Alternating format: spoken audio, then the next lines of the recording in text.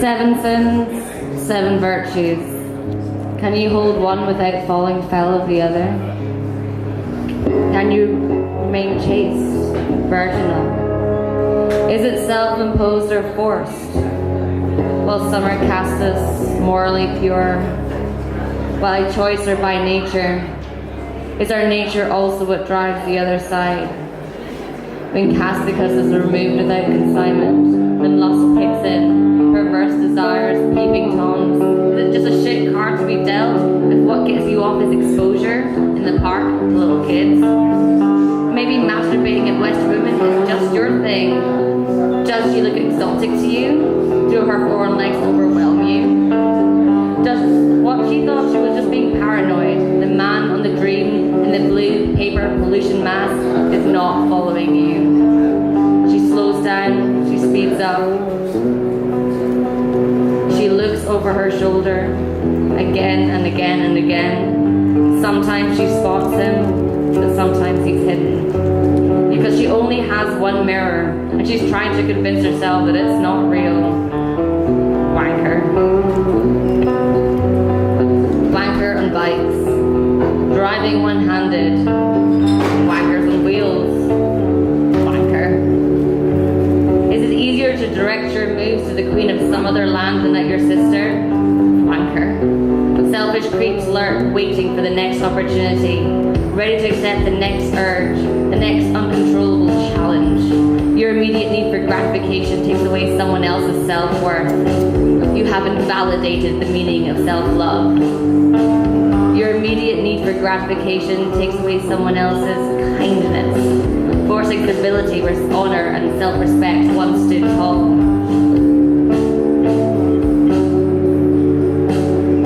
Sickening bastards make sickening humans. Sickening humans make sickening societies. Sickening societies where the sickening parasites fucking the world up further and forever.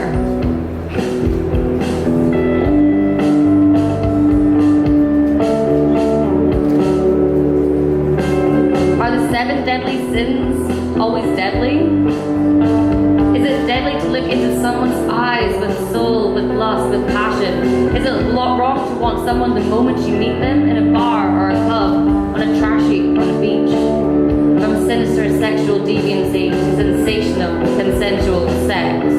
From venereal contractions to sexual liberality. The handmaid lent the queen her glasses so she could watch a film at the cinema, forgoing her own eyesight, foresight, in the hope that lust moved to love. The king and queen ate sandwiches and salad in the bath, the mouldy peaches, the velvet underground, emerging scarcely cleaner than when they went in. Sunny days in the park, barbecues, Hampstead Heath.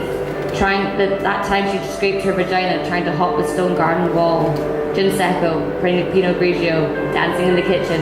Patti Smith, David Bowie, Fleetwood Mac. The handmaid and queen worked family with ink to prove it. Ink ingrained into the skin, replacing the DNA in their blood. Adventure Time, Twin Peaks, dreams of veranda and gin. When lust turns into longing. Giving into the pleasures of each other when lust turns into intimacy. Craving your person, you become impulsive, ravenous. When lust turns into love, 2 souls intertwine like dragonflies dancing in a breath of air, unnatural vices somehow made pure. Another sin wakes up. Jealousy. One understands green with envy, but does it always begin at green? Green for go, walk, run. No, it begins at blue. Pink to red, red to blue, blue to green, desire to adoration, adoration to doubt, doubt to resentment, lust to love, love to distrust, distrust to jealousy. When did the king start reading her texts?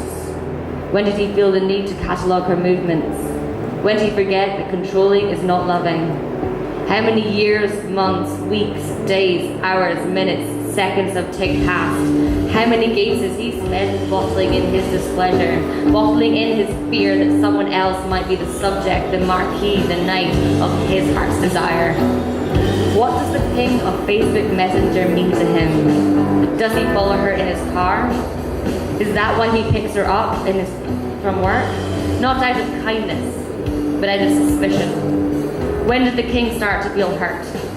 Was he still full of hope? Did he think it was all in his head, like when I drive home alone, then lack no plan? Insecurities battle against beauty, against lust, against love. And when did the king, is he dreaming of possessing the other person's body, soul, traits? When did the king become incorrigible? A depraved, debased degenerate. He transformed the desire for her love into desire for her attention. And he'll do it any way he can. The king's hope starts to erode, degrading into despair. When despair turns into anger for the one he loved, he shuts down him, he shuts down her. His through hate, hers through confusion. When anger turns into fantastical conspiracy, he exploits every emotion, every move is psychotic, manipulating her love for his ends. When blue turns to green. Jealousy. Jealousy makes villains of us all, turning beauty into heartbreak, shattering the walls of support and respect. They worked so hard to build tall and strong. Brick by brick, move by move, he breaks the queen down. Cold, calculating, estimating exactly how much pain the next move will create. Anguish. He shifts the blame, the shame, because he couldn't handle her having male friends who weren't his first. Slut. For shame. Is this how you'll speak to the mother of your child? Once he'd break the jaw of anyone who'd use that term against her, but the handmaid still would. Slut. Now he tosses it around, desperately it throws it in the face of the other players, desperately trying to save face, to hide his own failings, failing to see that love was still in his play, in his pocket. Although he has lost the upper hand, that belongs to the queen now. Deception is also jealousy, and your conspiracy, the greatest conspirator here. It twists the king's mind, makes his moves, woe betide their effects in the game. Slut. Is it easier for him to terrorize her than to face his own delusions, his own weaknesses, each play misdirected? Slut. Does he think that branding her this way will prevent her future as a queen, a wife, a mother, a grandmaster? Because if he can't have her, no one will. Slut. Fuck you, bitch. He shifts the symbolic animal of jealousy, the envious dog, to her. There is no love left, only hate. Not only has he punctured love, his love and hers, but he has destroyed pure, innocent intimacy. With doubt, self-doubt, and self-hatred. Not only has he taken away the bright side of the deadly sins, his love, her desire, but he has taken away virtues, chastity, kindness, hope, faith, patience. It was not her fault that he couldn't express his feelings before they got out of control, without breaking hers under his feet, turning rocks into gravel and gravel into sand, crushing what was left of her soul into minuscule pieces and sweeping them under the carpet. How very fucking English of him. It was not her fault that he felt this way, betrayed, envious, possessive. But he chose what to do next, and he chose wrong. He chose this strategy, this path. There is no going back now. Less a path than a track, and this train does not go back, and it's simply now too far to walk. But maybe they will meet again. A crossing line, carriages pass close by, and someone may hop over, or maybe they will miss. Stalemate.